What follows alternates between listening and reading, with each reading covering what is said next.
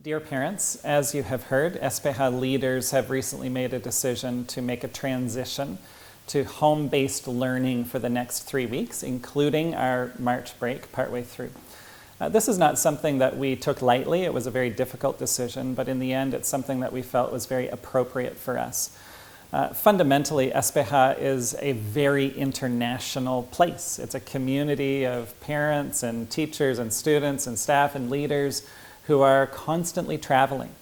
And we decided that for the safety of our students and of our families and our whole community, that it really just made sense at this time to take a brief pause and make a transition from regular classes on campus to learning at home.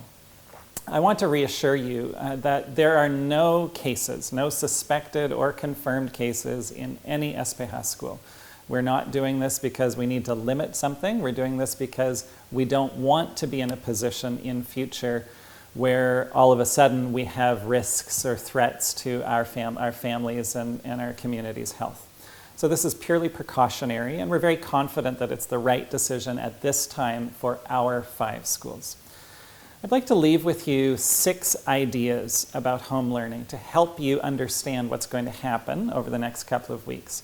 The first is that we as a group of schools have been investing very heavily in technology for many years. It is a large part of our budget, and we have intended for years to be in a position where we could do this.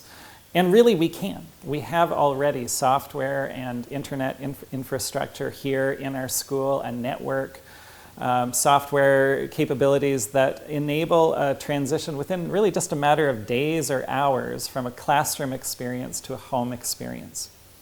The second thing is I want you to know that continuity of learning is key. We're not going to try to fabricate busy work. We're not going to try to come up with something totally brand new. What your children are learning this week will flow into what they learn next week and the week after and the week after that. We have a curriculum.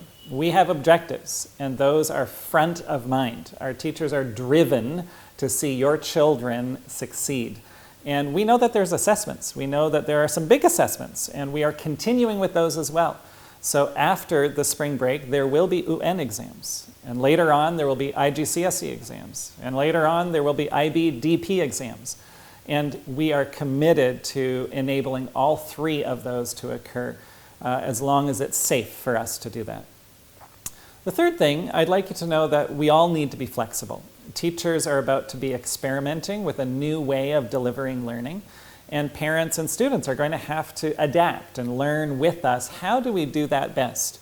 Surely across our 5 schools, we're going to have some people who learn some lessons, things that they don't want to keep doing, and others will have brilliant experiences that they can't wait to share.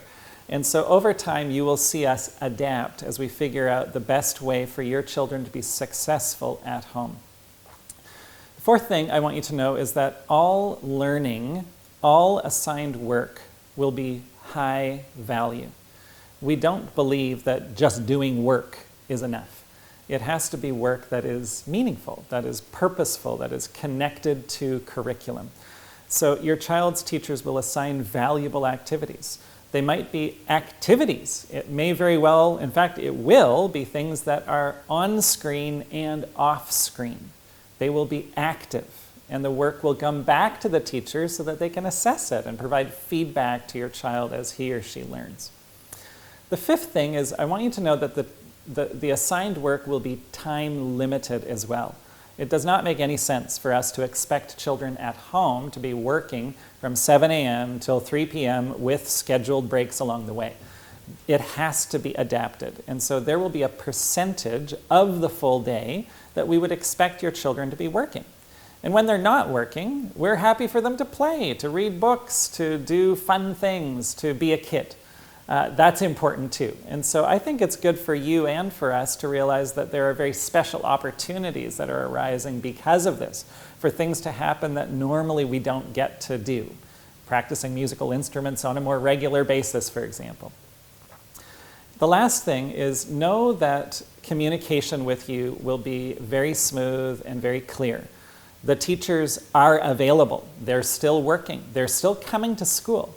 They're going to be assigning week-long plans and daily enabling you with your child at home to know what your child should be working on. You may do some video conferencing, certainly by email. They won't be available 24/7.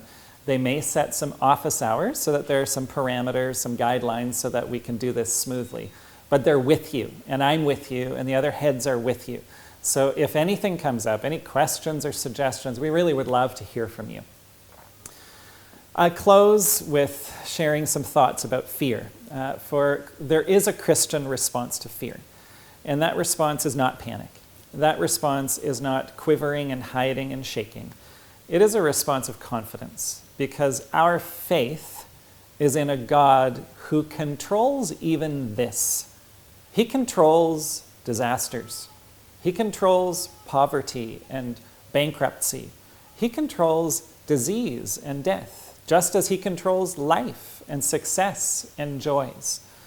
And so we are in the hands of a loving God who has good plans for us, plans to bless us, to prosper us, to give us hope and a future. And so we rest content in that. We know that his love never fails.